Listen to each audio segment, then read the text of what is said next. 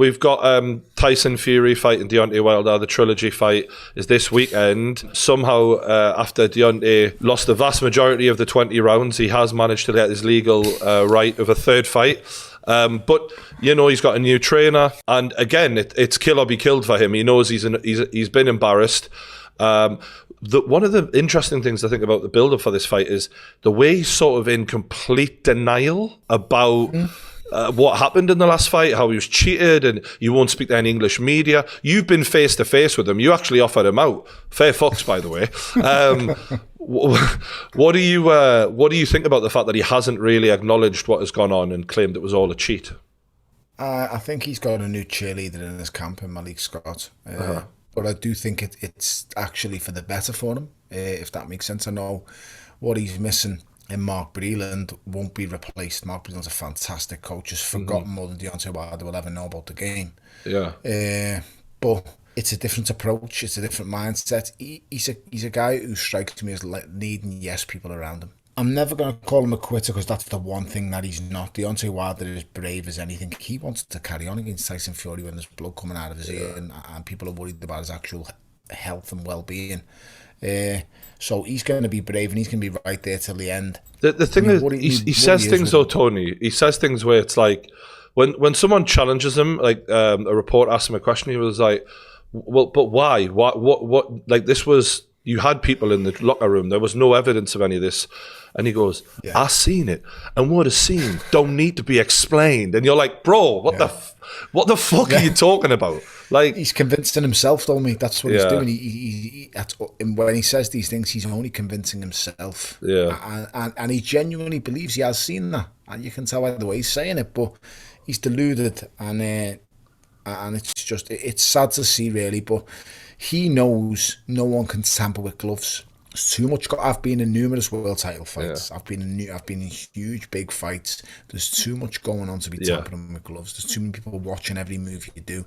I mean, you can't even take a piss without a man following you to the toilet when you're fighting in big fights. So, you know, it's he'll know deep down. But I'm slightly uncomfortable going into this third fight purely based on the fact of I think Fury's had a bit of a nightmare away from boxing in his personal life. And I also don't like the fact that how the second fight went. It went exactly how I predicted it would go. I said Tyson Fury will pick up where he left off in the last fight, and he was beating Deontay Wilder up. He had on the ropes. He was 10, 20 seconds away from stopping Deontay Wilder in that first fight when he rises from the ashes like Undertaker in WrestleMania. In the rematch, he just picked up where he left off. He bullies Fury, he bullies Wilder, he pushes him back. He's the dominant force in the fight. It's not the display everyone's saying it was. Like, he beat him up and he had a straight up fight with him. He didn't fight him head on. He hit him with the jabs. He blinded him with the pivot and the coming round the side of it. He leaned on him when he got close to him. He used his weight advantage. Deontay Wilder, we've never seen before, exhausted after 2 rounds. He was exhausted because of the mental pressure and the physical pressure and the weight Tyson Fury was putting on him. That's why he was tired, not because of a 25-pound suit that he could walk to the ring in, not because of anything else. He was tired because the big man bullied him like the big man should. And that's why he was tired. The worrying thing about it this time is if Fury thinks that tactic's going to work again, he's going to be sorely mistaken, because Wilder will slow it down this time. Wilder will wait till he steps in again. Wilder weren't ready to be pushed back mentally or physically. And when he did, he collapsed under the pressure. This time he'll be ready. And he'll understand what Tyson Fury's coming. I think you'll see a more patient Deontay Wilder and a nastier Deontay Wilder, if that makes sense. So I'd be very, very careful. I mean, I would not be surprised in the slightest if Deontay Wilder knocks Tyson Fury out in this fight. Oh, God. I really would, mate. And that's worrying to say because I really want Tyson to do it. Yeah, me too. I'm urging Tyson Fury to win. Yeah. But it's just the dynamics and the way it's set up. I don't like how the fight's being approached off the past pretense of what happened in the second one. If Tyson Fury would have scraped by him in the second one and won a points decision, I'd have been like, this time he'll go and make a statement. It'll be really good. Because he won with such ease last time, I just feel that he's not overlooking him because he's a good professional, Tyson Fury. He knows the game.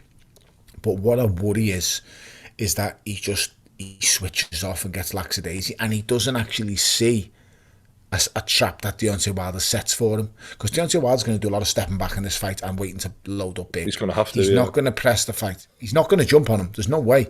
He will not jump on Tyson Fury because he'll just be made to miss and look stupid all night. The chance Deontay Wilder has is if he's patient and waits for the opportunity. Because believe in me, mate, Tyson Fury does give you the opportunity. He's not the hardest to hit. He goes to the ropes. He puts his hands down. He's been dropped by numerous fighters many a time, and all the fighters that drop him are all lesser fighters than him. They're either smaller, lesser punchers, not as good technically, but they all find a way of dropping him. Why? Because he switches off and he gives you opportunities. He can't afford to do that, because believe you me, if he gets dropped by Deontay Wilder again, like he did in that first fight, he will not be allowed to survive this time. I'm pretty sure on that. There's rumours of Tyson coming in even heavier this time. I don't know if you heard that. Apparently, I think it might have been Sugar Hill mentioned coming in close to 290. I don't know how true that is. Obviously, we're just hearing rumours at this point. We haven't had the weigh-in yet. But, I mean, that would be a massive amount of weight to carry around in a boxing ring. It's a gamble. That's a gamble. Yeah. Yeah, it's a very confident... I mean, you do wonder, because Tyson was on some show the other day saying things like, you know, ultimately I only need, a 6-week training camp. I'm fit all the time. I train all the time.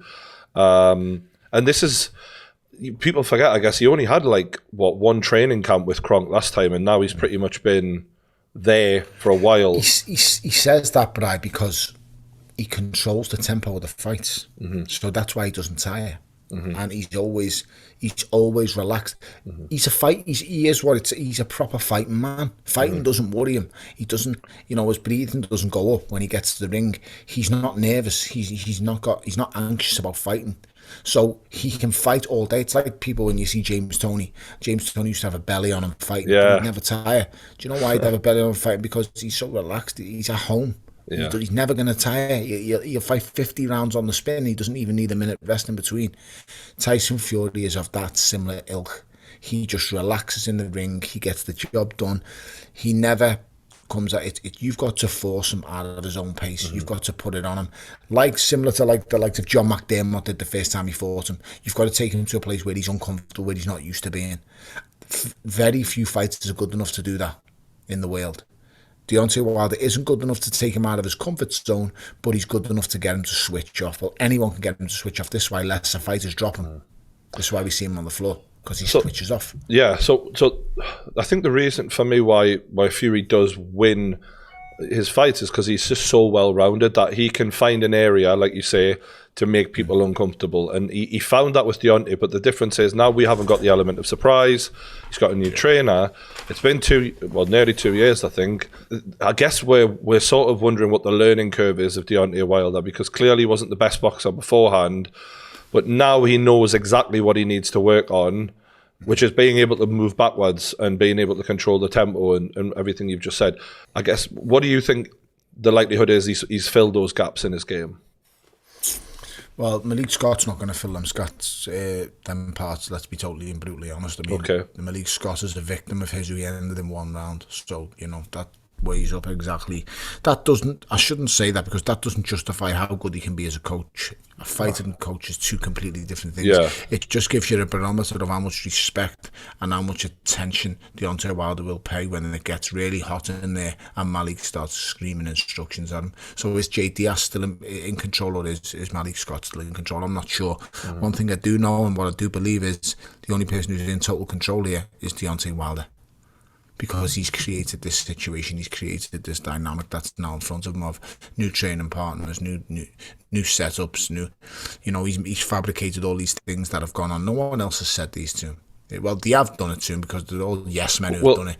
Yeah, Fury actually made a very funny point in the press conference last night when he was literally pointing to Deontay Wilder's corner man, the one he didn't sack, going, he was with us. When we were getting the gloves wrapped, so he must be in on the conspiracy. That's what I'm saying. You couldn't take a piss without these people being with you in these big fights. Yeah. And they're there with you all the time. It'd be like David Haye coming out and saying, Tony had the wired gloves. Well, you're man, Barry McGuigan, for the first fight, and then someone like Salas comes for the second fight. They watch the gloves go on. Them gloves can't be taken off again. We've got commissioners with us the whole time, so it's physically impossible for what you're saying to happen. And the worst thing is, you know it's impossible because I sent someone in your dressing room and they watched you get done as well. Yeah. So it's mad, but when you've had enough yes people around you and they just keep telling you what you want to hear, you end up believing your own bullshit, mate, if I'm being totally honest, and that's what he's done. But it does feel, when fighters don't acknowledge that they just got their arse kicked and they point to this, that and the other, I never feel good about it. When we talked about Conor McGregor last time, you know, when he didn't address the Dustin Poirier second fight fully, honestly, and he started blaming this, that and the other, it was quite evident what was going to go down the third time, which is why I'm certainly aware of the risk of Wilder, but I would pick Fury in this. But I was wondering how you seeing the fight playing out. I'm hoping I'm right and Fury just does the job on him. But as I say, the closer it draws, the more I worry about Tyson. If you give me £1,000, I'm putting 800 on Tyson to stop him and 200 on a Wilder KO. It might even be 700 on Fury to stop him, 300 on a Wilder KO. I don't see it going to the distance purely based on the fact of Wilder will be losing every second of every round in this fight. Yeah. The only worry is he only needs to win 5 seconds of the fight to actually win the fight, and he'll be desperate. He'll be desperate this time, like we were saying about AJ. It's the one thing about him, he won't get pulled out this time. It's dangerous. So, you know, when he's taking a hard, I don't agree with it, mate. I'll be totally honest, but I get it because I was very of a similar ilk. My coach would never have pulled me out. He understood. If you pull me out, lad, the second fight's on in the dressing room when you get back there with me. So I do get it and I understand it, but being in there and now coming away from it, it's embarrassing to say that I was willing to die before I'd quit in a box. Like, you'd have to kill me, literally. So, but it's worrying because I know now Deontay Wilder's in complete charge and I know none of them guys are going to throw the towel. I will guarantee they won't throw the towel. And that leads to a very dangerous situation where someone's life's at risk and questions get asked. You need to sometimes put a fighter's welfare first and throw that towel. So, you know, I hope to take that into consideration. If he shoots his shot and it doesn't land, and then you've got potentially 290-pound Tyson Fury held for leather on you. Yeah. Oh, nice, mate. Appreciate the chat, mate. I just wanted a quick catch-up. We'll get you back on again soon, mate. Defo, lad. Don't forget Smith Fowler as well on the zone. That will be a good one. Oh, that'll be a cracker, yeah. They're going to nail each other. Believe you me, when the bell goes, all the home bragging rights are at stake, and no one wants to wake up on Sunday and lose to another Scouser, lads. Trust me. So don't. Have you got a pick for that one? Because I know you kind of got to be objective, but I have got to be objective. But you know, the experience does say Liam, and he should have too much. He should be too clever and too smart. But believe you me, when Fowler kisses him on the lips for the first time, mate, he is going to come back with rage and fury. Well, the thing I've heard about Fowler from a lad who used to train with him is the hardest working bloke you'll ever meet. Basically, he's a proper grafter. So he's a grafter. He works hard and he loves fighting games. So he's got it all to do. Don't get me wrong, but it'll be a fucking hell of a fight, mate. All right, we'll check that out then. Obviously, don't forget, I'm going to be on Tony Bellew's podcast as well. The link for that is in the description below. He's asking me the questions this time, so check out how that went down. Cheers.